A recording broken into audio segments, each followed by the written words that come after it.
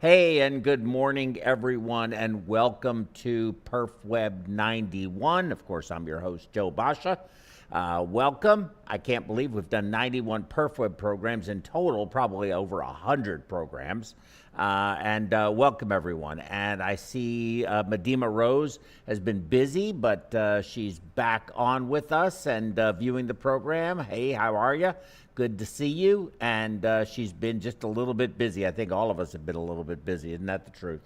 Okay, real quickly, let's go over our opening remarks. So you can reach out to us at contact@perfusioneducation.com.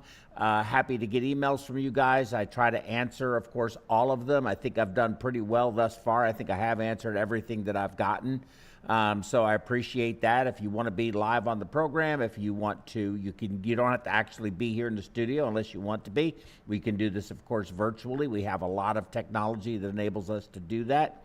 And or if you have a subject that you'd like to discuss, a question, doesn't matter. You can find us if you want to call in and be live on the air at 832-239-5358.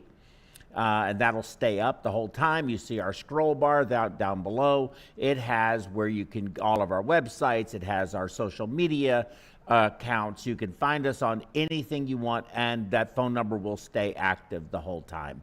Our critical care and perfusion app, which has a section for perfusion and ECMO and hemodynamics, calculators, IV drug dose calculator, and conversions.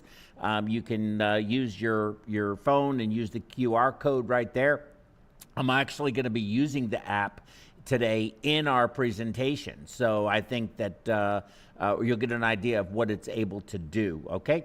And then, of course, our podcasts are available on whatever your favorite streaming software is. So you can go to us, you can listen to us in the car, you can listen to us, of course, at the beach. I can't think of anything better to do than to listen to us while you're at the beach. And then I think we'll go ahead and get started with the program. I'll go ahead and tell you this hat is a mega hat. So it's a Make Education Great Again hat, a mega hat, for those of you who are looking at it and wondering. And if you'd like to purchase any of our merchandise, you know, we have great cups. This one is a Perfusion Education cup and PerfWeb cup, and it has my name on it. There's a lot of things like this. We also have cups, PerfWeb cups, anything like that. Great Christmas gifts. If you'd like any of these things, you can certainly request them. And participating in the show, you know, when you call in, it's really meaningful to us, and we will usually send people things when they do that, when they participate in our programming. So you could get free gifts, free merch, okay? But if you want one of these hats, which I think it'd be hard to do, Make Perfusion Education Great Again. It would have been a little more complicated. Wouldn't be very a good acronym, but MEGA, I think, really does work for perfusionists. Okay, let's go ahead and get started. My subject today is RAPP, and the way it was titled on the program was RAPP, Why I Don't Like It. And, you know, I'll just be fully transparent, I don't like it. But I want to be objective, and I want to look at it from that perspective and look at what the potential advantages or potential disadvantages are. So in medicine, as everyone is well aware, we live in a continual state of risk-benefit ratios. Is what we're doing have greater risk for the benefit or greater benefit for the risk? Everything we do has risk. There's no question about that. So let's explore, if we can, some of the purported benefits of actually utilizing RAPP. So the primary benefit is decreased hemodilution. And that decreased hemodilution, which is the primary benefit, is going to result in decreased transfusions, decreased AKI rates, improved oxygenation, decreased vent time, which decreased length of stay, both in the ICU and the hospital, and decreased cost. So these are what benefits, primary benefits, that you would see from decreased hemodilution in general. So with RAPP, really you're doing it for the purpose of decreasing hemodilution, which results in all of those things. The possible risks are hemodynamic instability for some period of time, which could result in hypo-perfusion for some period of time. You could have an air entrainment issue, which would be rare but possible. And there can be a mishap. Mishaps can and do happen. Anytime you're doing some maneuver, and of course everyone understands RAPP is Retrograde Autologous Pump Prime, right? RAPP. That's what the acronym stands for. There's various different ways of saying it, but I think that's the standard sort of vernacular. You're going to be, well, we'll discuss what that is, how we do it. Different people do it different ways to different degrees. There's a lot of variability in all of this. So let's just go ahead and kind of get into the slides here. The first article that I want to discuss comes from our friends in Brazil in 2011. And it's titled Retrograde Autologous Priming in Cardiopulmonary Bypass in adult patients, Effects on Blood Transfusion and Hemodilution. So this is the technique that they used, and I have to compliment, I think, these investigators, because this was done really well as far as what you're trying to accomplish. Whether I agree with it or not is a different story. But in regards to their technique, I thought it was pretty doggone good. So they're able to drain from the patient the venous line. They're able to drain retrograde from the arterial cannula. All of this is being shunted around and ending up in this collection bag. But they were able to actually fill their venous reservoir and flow the blood through the oxygenator itself and make its way also into collection bags. So as far as their system is concerned, they really wrapped, R-A-P-P, wrapped the circuit almost entirely. Now, it's impossible to do it entirely. In other words, you're going to have only the patient's blood. There's going to be some dilutional effect, but very minimal the way they did it. I have to admit, this was a really good way to do it, the entire circuit.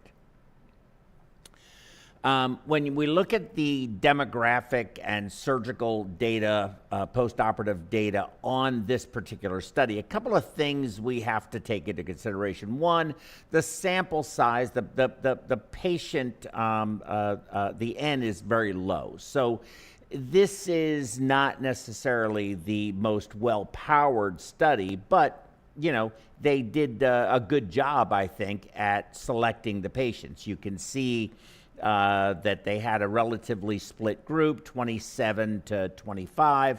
There's some variation, and they explained that they just lost some data and weren't able to utilize them. But the age of the patients was very similar. The male to female ratio was similar. Their weights were similar. EFs were similar. Crits, hemoglobin, CPB time, pretty much all of these things that they measured were very similar. Now, of course, at the very last line, Save Prime, they removed 729 cc's, and in the RAPP group, and in the control group, it was, of course, 0. But other than that, a very well-matched group of people with the different metrics that they used. Pump times, clamp times, all very, very similar. The mean arterial pressure during cardiopulmonary bypass was also very similar. So in the RAPP group on the middle column and then the control group to the right, they started off with a mean arterial pressure in the 50s. It quickly went up to in the 70s, stayed in the 70s throughout the procedure up to 1 hour. So high 60s, low 70s, pretty much consistently. So you see pretty much, again, the cases didn't have much of a difference in that regard. Now, what I found missing was the need for vasopressors, if any, was not really described for these pressures. So I don't really know from reading that article if there was an increased need for vasopressing, phenylephrine, norepi, whatever vasopressin, whatever your drug of choice would be, to maintain these pressures the way they are in either or both of those groups. I looked at the blood flow, and this is in milliliters per minute, during the bypass period. And in the RAPP group, it started off about 3 liters, the control group to 4, and then to drop down to 2.9 and 3.5. So it looks to me, in looking at this, that all the way through the entirety of the procedure, the control group's flows were higher than the RAPP group flows.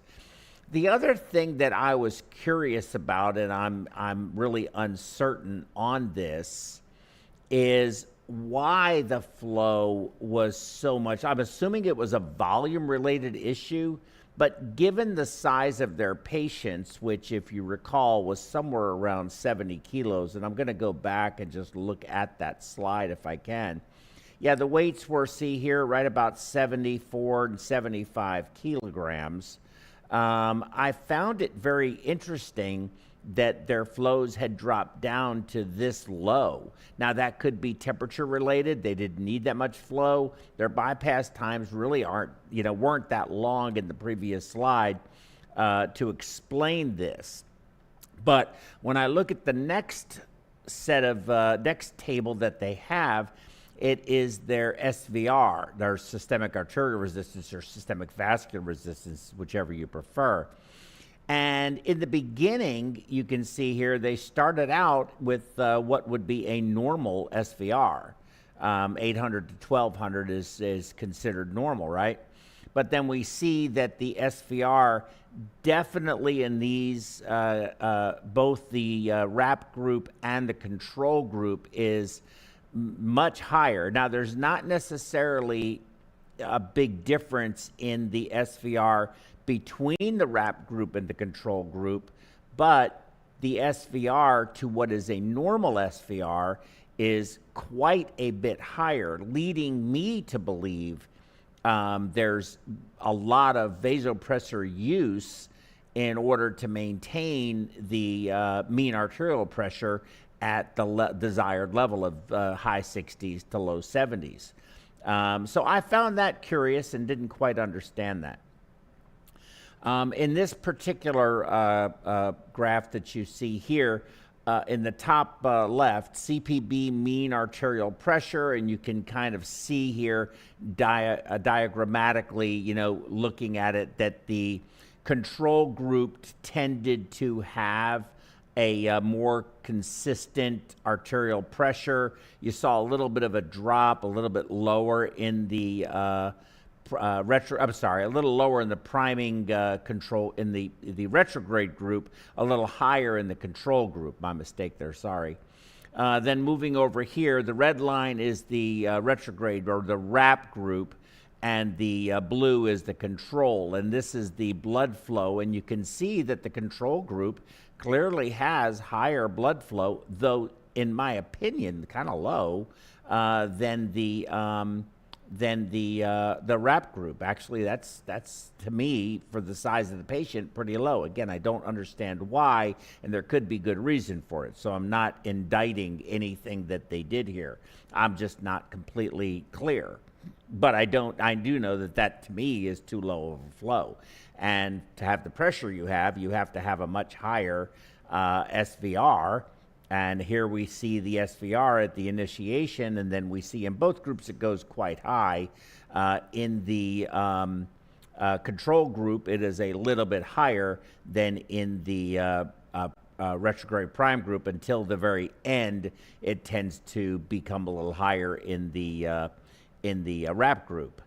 And then over here, the lactate levels start off relatively low, and they don't go over 5, but both go up fairly high, with the control group going higher than the RAPP group, even though the RAPP group's blood flow was a little bit lower. And of course, that could be because it was less hemodiluted. You need more flow in order to accommodate for the decreased hemoglobin from the hemodilution. But nevertheless, I still think that both of these lactate levels, which eventually became the same post-CPB, are pretty high, which is, you know, and again, there could be a reason for it. It wasn't elucidated. Here we see the total crystalloid used during the CPB, and the red being the RAPP group and the blue being the control. Clearly a lot more, about double the amount of volume. Intraoperatively, there was slightly more used in the control group than in the retrograde group, and this could be because as you further hemodilute, if you're not monitoring, measuring, or treating the COP, you can third space the volume, and resulting in a greater loss of intravascular volume, resulting in the need for more volume, and that could be the reason for it here. You started off with a whole lot more volume, but then you ended up having to give a little bit more. Even in the postoperative period, the control group needed additional fluid or somewhat more fluid than in the RAPP group. So I'm not sure the reason for that either, but my suspicions are that you have a greater reduction in colloid-oncotic pressure because of the increased hemodilution, and that ultimately resulted in more third spacing and loss of volume from the intravascular space to the interstitial space, which results in then you having to give them more fluid. Here we see patients transfused for intraoperative area here. There was more blood given to the control group than to the RAPP group. In the postoperative period, there was actually more blood and more plasma both given in the RAPP group than in the control group. But the amounts are pretty, I'm not sure it really made a lot of difference. But it is interesting that intraoperatively, you gave more blood and plasma. Postoperatively, it was the opposite. You gave more blood and plasma to the RAPP group versus the control.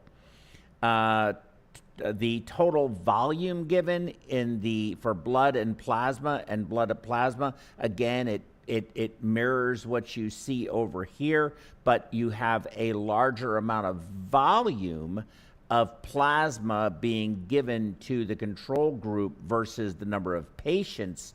The patients that did get it clearly had to get more of it than they did the number of patients receiving it, or the average number that a person would get. Here we see hemoglobin levels, and there's clearly a drop in hemoglobin over the course of time, with it coming back up, probably because of diuresis, than in the priming retrograde group, or it's either this is diuresis, or this is diuresis, and this is just where it was going to end up, or there's additional volume given to the patient, and that's why these both came together. This technically could have been much higher, but I don't know if they gave volume here that caused it to drop down below where it is and then not recover. But this patient had more volume and then was able to diurese, or these patients. Over here with the hematocrit, it basically mirrors what you see over here with the hemoglobin. So these are basically the same. In the discussion of these colleagues, they point out that despite the advantages attributed to the use of RAPP, and I think that's a fair statement for them, I would couch it differently and say despite the purported advantages or the possible advantages or the, potential advantages, but not necessarily just the advantages. Few studies were carried out in the last decade, and this paper was written in 2011, so 2000 to 2011. Although recent isolated studies confirmed the benefits of using RAPP, at least 2 of those studies in a meta-analysis were not favorable, and these results of theirs suggest that overall. So I went to the next sort of, I guess, extreme to this, and so to understand, they were very pro, our Brazilian colleagues, very pro use of RAPP. In this study here, published in Anesthesia and Analgesia in 2004, it's the failure of retrograde autologous priming of the cardiopulmonary bypass circuit to reduce blood use after cardiac surgical procedures. And this is just a notification that these next slides coming up were downloaded from the Wolters Kluwer site. Here we see in this article's table 1 the no RAPP group and the RAPP group, and without belaboring all of this, the patient demographics, the operative procedure, the pre-existing conditions. Over here you see that there is no statistical difference between these groups. And so these groups seem to be very well matched based on our p-values over there. Also, the other thing I want to point out is, though it's still not a high-powered paper, it certainly is a higher-powered paper than the previous study. I also want to mention that the previous study was retrospective. This study is also retrospective, and in fact, all of the studies that I'm going to be discussing are retrospective analyses. So cases, pre-existing conditions, demographics, and types of procedures, all very well matched. When we look at the intraoperative metrics, we see that the bypass time, cross-clamp time, baseline hematocrit, a crystalloid infused in the OR, and use of inotropy were all not statistically significantly different. The only thing that was different was the hematocrit on bypass. The no RAPP group had the lowest hematocrit of 22%, whereas the RAPP group was 26%, and that is statistically significant, and it's a significant difference. Actually, that's four percentage points. This is just their slide on their multiple logistic regression coefficients. I'm not going to get into this. I'm not a statistician, but the data is there if you choose to look at it and understand some of that. When we look at now the utilization of blood and blood products in the no RAPP group versus the RAPP group, and again, probably easier just to say they looked at packed cells, plasma, FFP, and platelets on bypass, in the OR, in the ICU, in the hospital step-down unit, and overall. Over here again, no statistical difference is seen in any of these blood product administration numbers.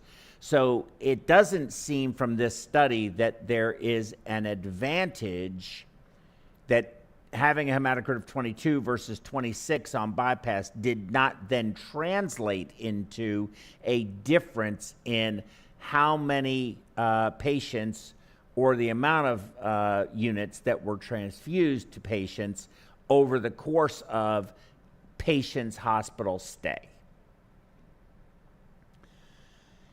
This is the variables that they reviewed and the risk, relative risk, and with a 95% confidence level of whether or not you will receive transfusions. For all patients had a relative risk of 1.18, and this is overall RAPP group, non-RAPP group. first-time cabbage, males, females, CPB duration, all of that stuff. Pretty much, detailed there.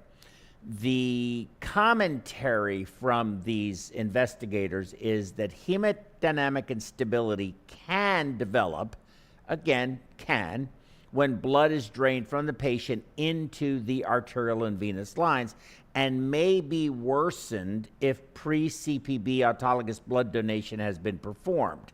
So that, of course, that makes sense because you already have a patient who is somewhat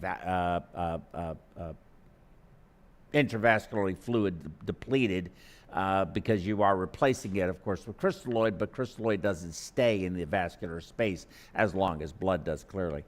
Reduced arterial blood pressure, which means a systolic pressure less than 100, was treated in a standardized manner using crystalloid and phenylephrine boluses, 80 to 400 micrograms per aliquot.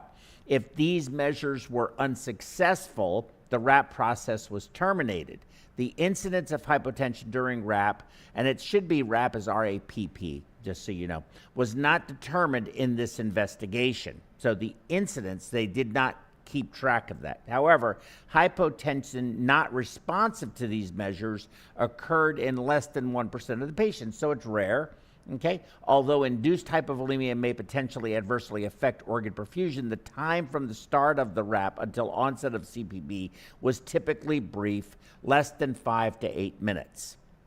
So, again, there are purported benefits and there are potential risks, but I definitely do believe that it is common to see a drop in blood pressure when you RAPP, which is easily treated and very transient. And do not believe in any way that that transient period would have any detrimental effect on the patient's long-term outcome. It's extremely brief. So I think that's all a kind of a red herring as far as I'm concerned. In conclusion, these authors observed only a minimal reduction in PRBC use when RAPP was routinely applied as a blood conservation modality. Patients with a larger initial red cell mass appear to derive a greater benefit from the RAPP technique. And then further studies are needed to define the role of RAPP in patients undergoing CPB. Now, the comment that the initial red cell mass appears to derive a greater benefit from this technique certainly does also make sense intuitively, I think, to all of us. Now, the reason I actually did this whole topic was this article, which is coming from 2021, and it is Foreman and colleagues. I thought it was an excellent paper, and I read it, and I actually reached out to Emily to see if they were going to be willing to present this data for us on the program, but I didn't hear back from her. So Emily, if you end up watching this one day, I would still love to invite you to actually review your own paper on our program. I think it's very well done. I'm very complimentary of it. I'm going to go ahead and read the abstract because I think it's worth listening to in case you're listening and can't read it yourself. Retrograde autologous priming, otherwise known as RAPP, is a process used to reduce hemodilution associated with the initiation of cardiopulmonary bypass. Previous studies have reported potential benefits to RAPP. However, many of these studies do not evaluate the benefits of RAPP with limited preoperative fluid administration combined with a condensed CPB circuit. So what Emily is saying and her colleagues are saying here is that you're looking at a big circuit, let's say a priming volume of 1,400 cc's or 1,200 cc's or 1,000 cc's. But if you reduced it even more, you were using not a mini system like the old mech system, but you're using a condensed circuit where you're really using discipline to have your lines exactly the right length, not a lot of redundant tubing everywhere. Because I've said this a million times. Every cc in a tubing line, arterial line, venous line, recirc line, it doesn't matter what line it is is a CC not in your reservoir to give you the reservoir volume, the minimum operating level we need in order to maintain safe perfusion, okay? We examined clinical metrics patients who underwent RAPP versus those who did not prior to the initiation of CPB. This was a retrospective review, and this was 1,303 patients, so an even bigger study than the previous two. And of course, they were having open heart surgery, and they followed them for over a period. So this was a review over 2 years. RAPP was used on all patients between June of 2017 and June of 2018, so 1 year, and not used on patients between July and June 30th where RAPP was not employed. Both groups were subjected to a low prime circuit volume of between 800 and 900. We compared, and I think 800 to 900, you know, maybe 1,000. I think 1,000 is pretty common now. So 800 to 900 I think is great, but 1,000 is very common. If you're 700, it's even better. I think that's a very important point they bring up. It's something that I really believe in. We compared these metrics for packed blood cells, transfusion, oxygen delivery, so DO2, DO2I, postoperative AKI, albumin utilization, ventilator time, ICU length of stay, and 30-day mortality between the two groups. Our data analysis showed there were no statistically significant differences between the two groups on the incidence of postoperative AKI, PRBC administration, vent time, ICU, 30-day mortality, and length of stay. In the RAPP group, there was a statistically significant lower oxygen delivery and a statistically significant increased volume of albumin administered postoperatively. Now, I'm very curious about that. That's why I wish she was here giving this lecture. That seems odd to me, but we'll get into it a little more when we go into this. Maybe we'll figure it out. Although those differences were so small, they were potentially not, because they were so small, they were potentially not clinically significant. Fair statement. Our analysis revealed no significant benefit to performing RAPP with limited preoperative fluid administration and minimized CPB circuit prime. We formalized a process that included limiting preoperative fluid administration and minimizing the CPB circuit volume so that we were not required to RAPP and did not simultaneously sacrifice patient outcomes in other areas. Okay?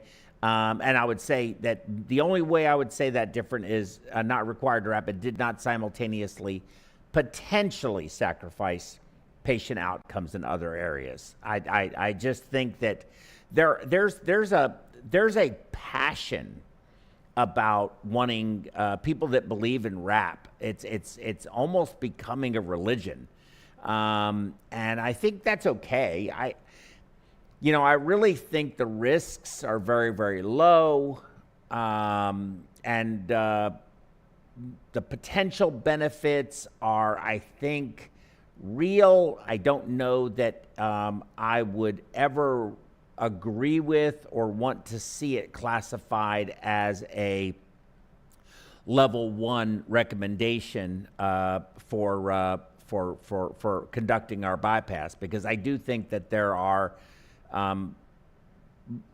different ways and in my opinion better ways to manage this issue, which we're going to get into. In the going on, RAPP in the process a perfusionist uses prior to the initiation of bypass to reduce hemodilution. Okay, so I'm not going to reread this. It's sort of a addition to what we just discussed. So let's look at their data, okay? Patient age, patient size, hemoglobin, creatinine, postoperative history of CKD, preoperative history of end-stage renal disease. So patient age, pretty much well matched. BSA, about the same size. Hemoglobins, preoperatively about the same, along with crits. Creatinines, pretty much equal. Number of patients that had a history of CKD or end-stage renal disease, again, very well matched populations between RAPP and no RAPP. Here we see their bypass times, their cross-clamp times, their indexed flows, that would be their cardiac index otherwise, whether they did or didn't use custodial, and that's going to be important to discuss moving on. Microplegia systems, which a lot of people believe in, and I think no doubt reduces the fluid administration, especially with Del Nido and custodial similar. Fluid administered by anesthesia, first hemoglobin. Just go down the list here and you can see all of this. But let's focus our attention on the things that were in that discussion. Indexed flow was lower in the RAPP group, and that was statistically significant. And the reason for that is volume available in the reservoir. Now, one can argue you need less flow, you have a higher hemoglobin. Lower hemoglobin, you need a higher flow for the same DO2I. And I'm going to show you that. We're going to actually do the numbers and do the math, because ultimately it becomes a math problem. But it was interesting to me that they found this to be the issue. Hemodilution of hemoglobin, it was obviously lower in the non-RAPP group than in the non-RAPP group. I'm sorry, yes. So you lost more hemoglobin. That's what they're saying here. The hemoglobin was lower, and here that shows it here. But the loss of hemoglobin, the change of pre-op hemoglobin to on bypass, that delta was statistically significantly different in the non-RAPP group. So you clearly did have a greater level of hemodilution. There's no question about it. Going down here, urine output was higher in the non-RAPP group than in the RAPP group, and that was statistically significant, but I have some reservations about thinking that this really has any clinical significance at all. And then postoperative albumin use was also higher, interestingly enough, in the RAPP group than in the non-RAPP group. Now, that could have just been because they preferred to give albumin 5%, which is more for, volume expansion, rapid volume expansion, and that could have just been some hypotension. But again, it is statistically significant, but I don't believe that it is clinically significant, if I can say that. In this particular study, I'll go ahead and get to their conclusions. In this retrospective study, we examined, that being the authors, the impact of RAPP in a heterogeneous population of 2 consecutive patient groups undergoing CPB. Data analysis showed that the RAPP and non-RAPP group had equal demographic, preoperative, and CPB characteristics. We looked at their data. Our investigation indicated there was no statistically significant impact of RAPP on PRBC transfusion rates, DO2I, incidence of postoperative AKI, intraoperative albumin administrator, ventilator times, ICU length of stay, or 30-day mortality. We did observe a statistically significant increase in albumin infusion in the ICU postoperatively in the RAPP group, although the small volume differences were not clinically significant. I completely agree with everything that's being written here. While several published studies show there are potential benefits to RAPP, that's true. Our all-inclusive analysis, and when she says all-inclusive, the authors say all-inclusive analysis, they just chose every patient. You either go this time frame, every patient that was done, that time frame, every patient that was done. There's no separating out patients. Found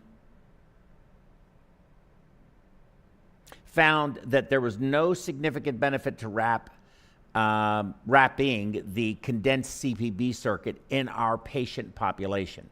We suspect that limiting preoperative fluid administration and minimizing our CPB circuit volume eliminated the need for RAPP. It makes a tremendous amount of sense. Now, I still think you can do better than this, but we're going to talk about that here moving forward. I did want to bring something up on this particular slide. Fluid administration by anesthesia. It was 1,300 versus 1,350 versus 1,369. Of course, these are basically the same number. In most centers, this is what they give them before they even make it into the operating room. So they really did a lot of fluid restriction, because I joke about it all the time. The anesthesia mantra is, if the pressure is low, give volume. If the pressure is high, give volume. And if the pressure is normal, just give more volume. So it seems anesthesia's solution for everything is to give volume. That is not an uncommon phenomenon. And so they're really, that 1,300 cc's is a very, very tight control of fluid administration by anesthesia. And I think that's something that really helps a tremendous amount, because that's something I fight a lot. Where a patient is otherwise normal, and I go on bypass, correct their COP because I use a lot of albumin. We go on bypass, and I've got 4 liters of volume in my oxygenator, because the patient just in the operating room has probably gotten already 2,500 cc's of volume. So this is really interesting. And I don't think that's unusual. I think that's fairly common. So what are the variables that, and this study, I also found something interesting too about this study from the Foreman group, was that when they, and let me make sure I say it right, because I started. In the non-RAPP group, after they basically took the lines up at the table and cut them, they cut about 3 feet off the AV loop, 1 foot from the arterial and 2 feet from the venous. And if you have a half-inch venous line, that can be a significant amount of volume.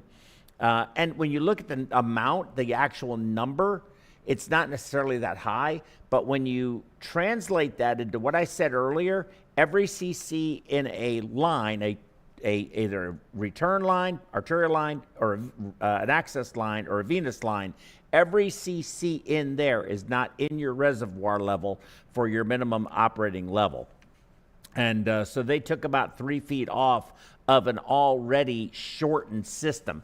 The other thing that I thought was very interesting is, at the time they stopped RAPP, performing RAPP, hemoconcentrators were eliminated from the CPB circuit unless custodial was used, and they used the Quest microplegia system, which no question reduces the amount of hemodilution, especially if you use Delnito, right? So the variables that I think are worth discussing are albumin levels and COP. I preach this a lot.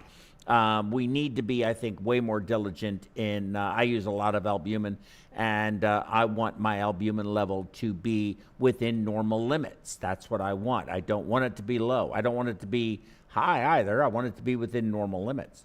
Your cardioplegia technique, microplege versus Delnito. You're doing Delnito, you're giving 1,200 cc's of crystalloid as a single dose. If you have a small female, that's a lot of volume. So all the wrapping in the world may not be able to help if that's what you're doing. Pre-op condition of the patient, their EF, are they in heart failure? They're going to have fluid, they're going to have excessive total body fluid. Their weights go up. It's not all intravascular, it's in the tissue. So that's a problem. Do they have underlying renal dysfunction? What's their nutrition status? Because that's going to play a big role in their albumin.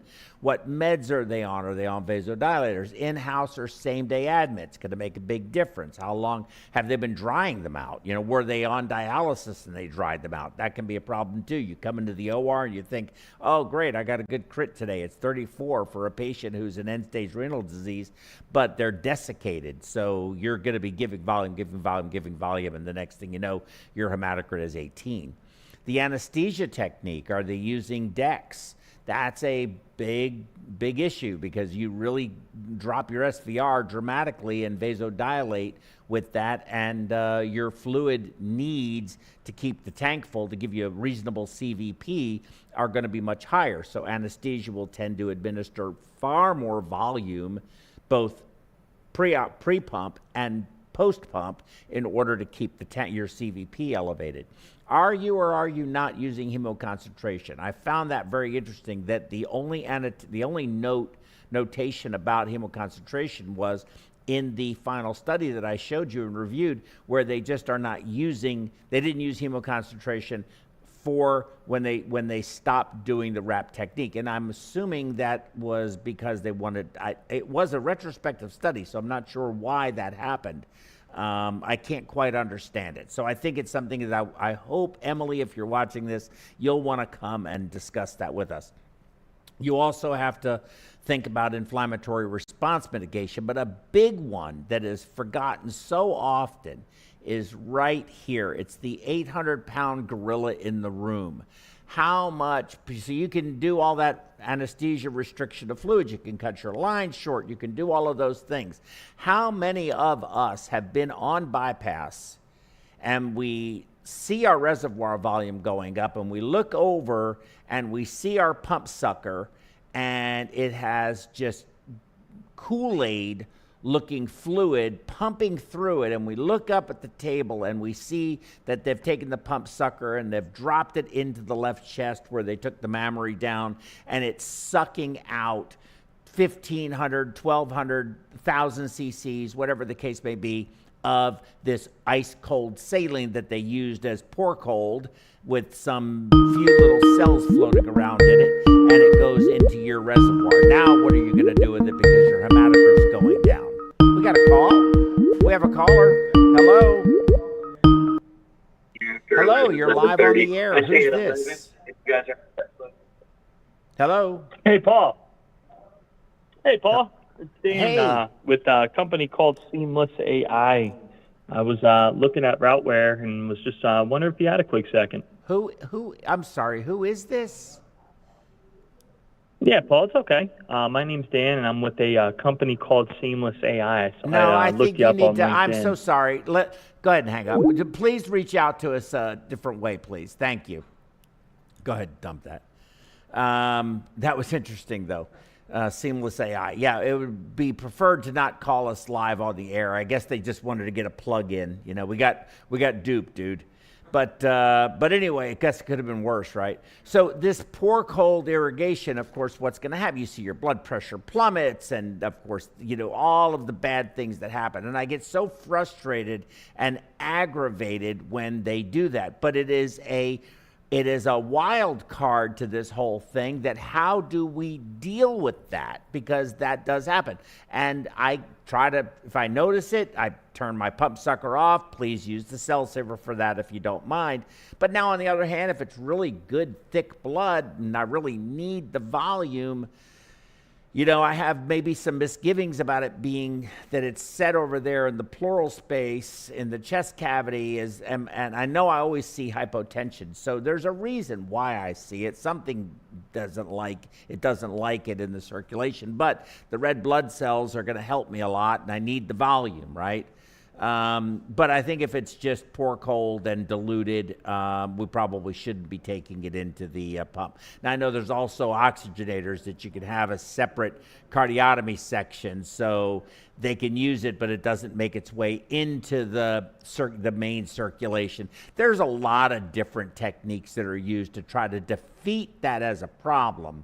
But I think we have to all recognize it is a problem. And when that happens, what do you do with that volume? Because it's going to be at the end of the case and you're getting ready to come off bypass, right? So you now have a problem. So that's why I'm going to go over this, and then we're going to look at our app as well in the few minutes I have left.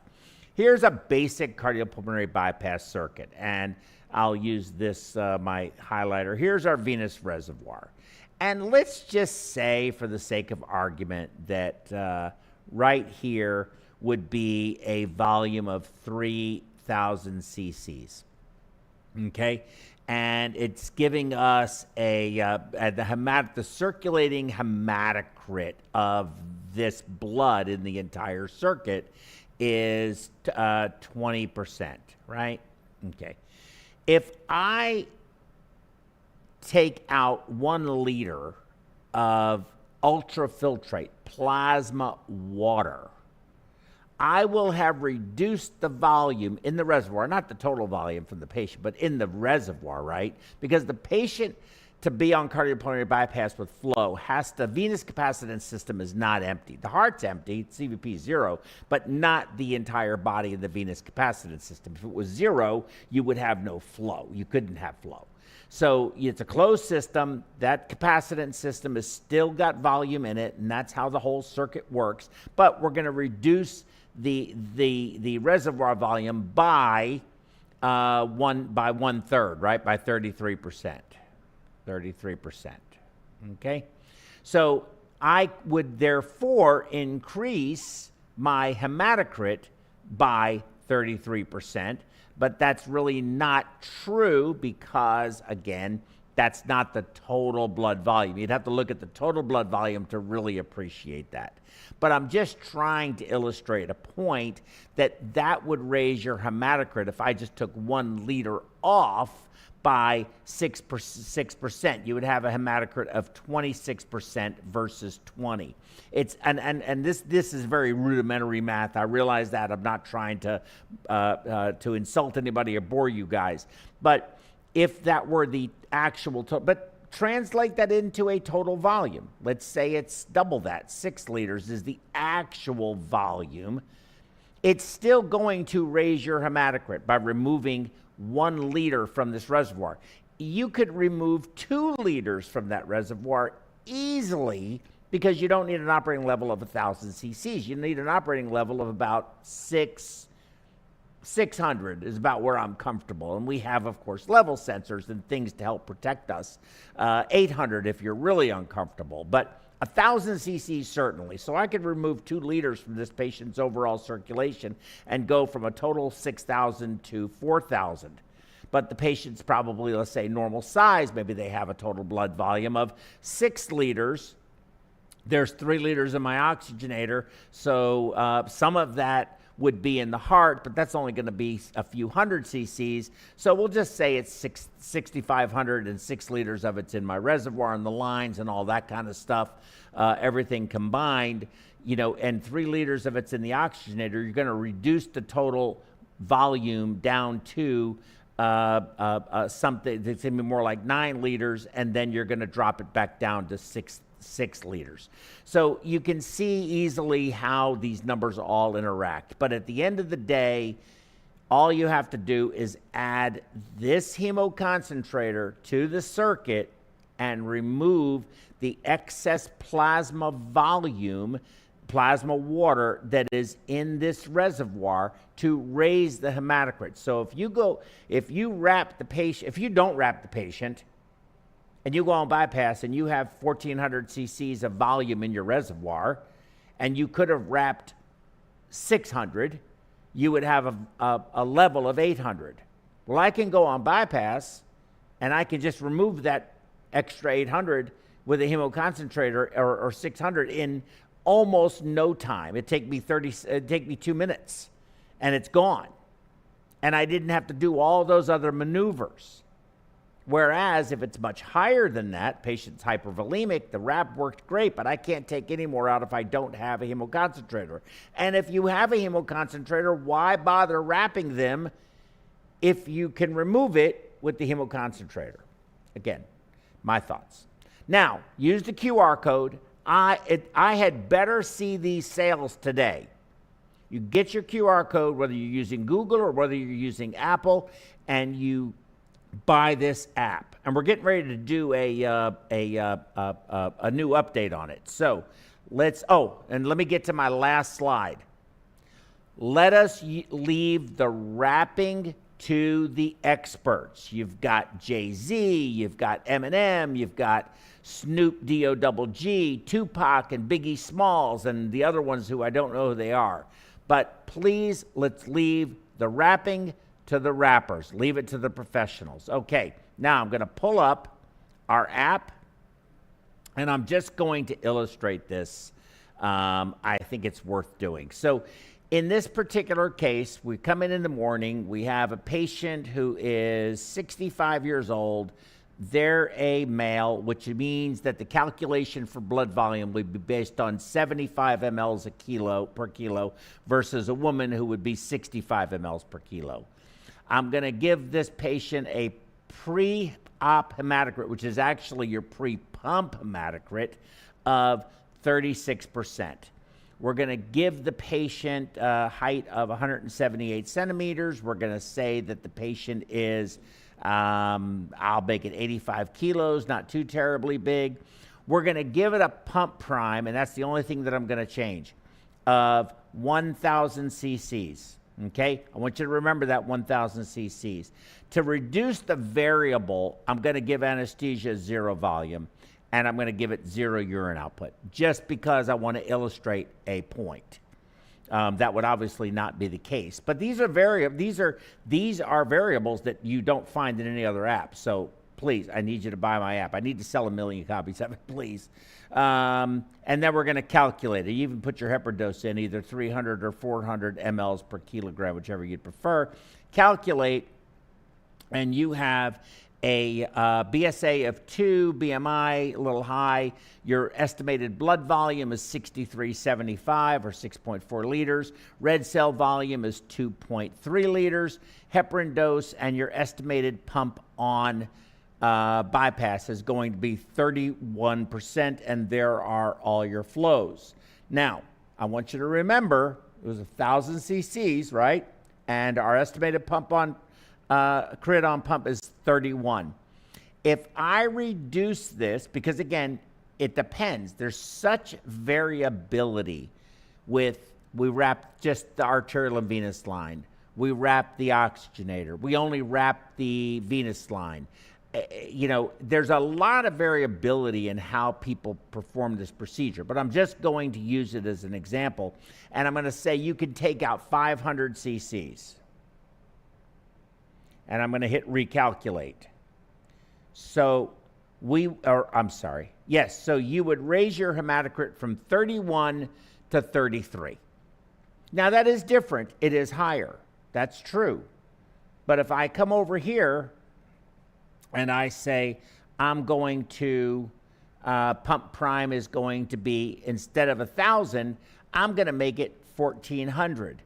But I'm going to insert in pre-pump urine, not urine. We're going to relabel that in our mind to ultrafiltration. And I'm going to take out 1,000 cc's of ultrafiltrate. And you see here 33.87, basically no difference. So those are real numbers. Now, again, I think that wrapping seems to be something that people really do believe in, really want to do, really, again, I think it's almost a religion. I don't agree with it. I believe that even though the risk is very, very low, the time it takes to do it and any risk for what I consider to be negligible. I believe the risk and time it takes outweighs any benefit if I just have a hemoconcentrator in line where I can control the patient's blood volume by managing plasma water throughout the course of the case. And I'm prepared if I miss them sucking the crystalloid, the poor cold, out of the chest. I can now address that issue. I can come off bypass and realize that the patient was, I'm not going to be able to get all of the pump volume in the patient, so I can concentrate what is in my reservoir and only have the rest of the circuit to be able to flush through. We call it chase. People are familiar with that term. So, I would much prefer that and have a concentrated whole blood being given back to the patient than coming off bypass and then throwing that and wasting it to the cell saver, which isn't a total waste because you're giving back the red blood cells, but you're throwing away the plasma and the platelets. That is just a harsh reality. I really liked the Foreman article where they talked about being very disciplined on line length.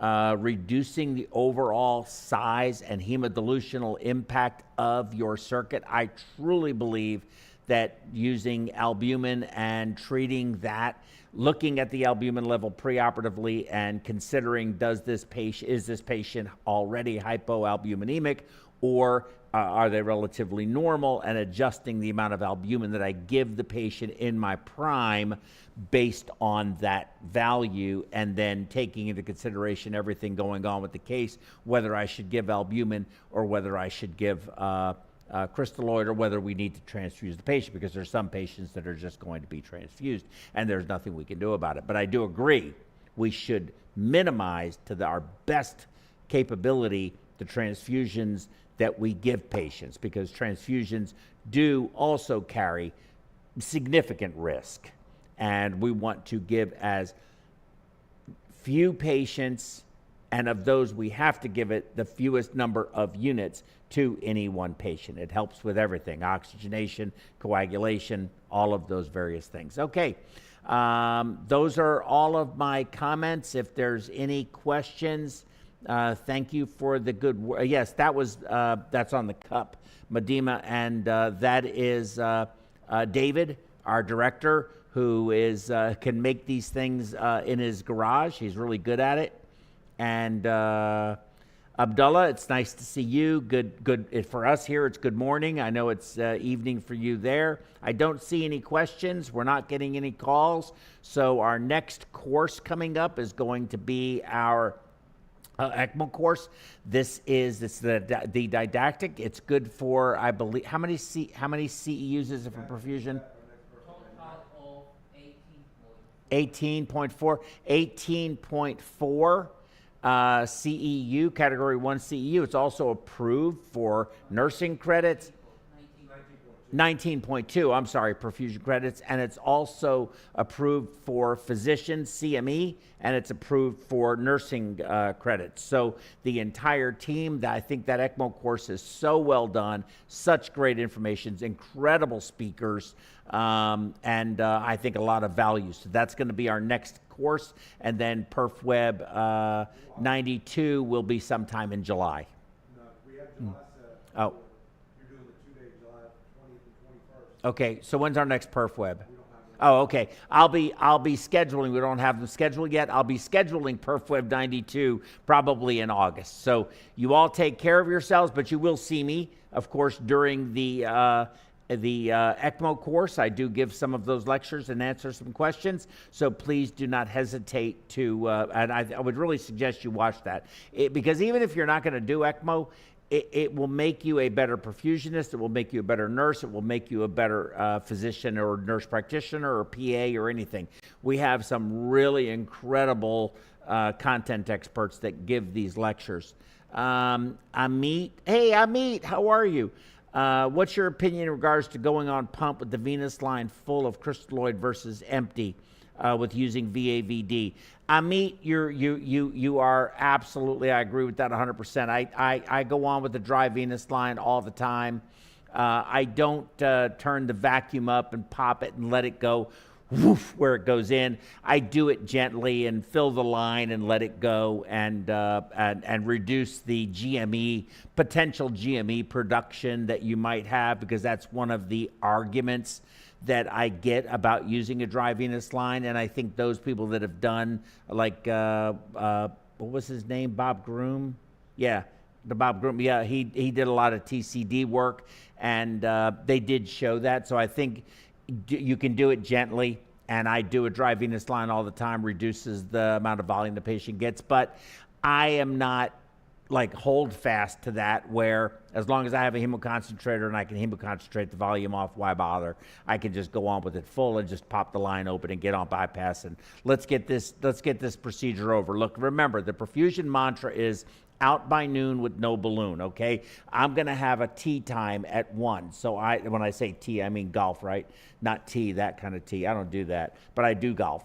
And actually I don't. I can only putt-putt. I can't even golf. But I want to be out of the hospital. So let's get this case going. Let's get it started. Let's get on pump. Let's do the best for the patient, and let's get out of here. Doesn't always work out that way, but that's what I prefer. You're welcome, Amit. All right, you guys be safe. We'll see you next time. I got to go to work and actually do something. Let me get on my mega hat. This is a mega hat. Y'all need one, okay? See you later. Peace out.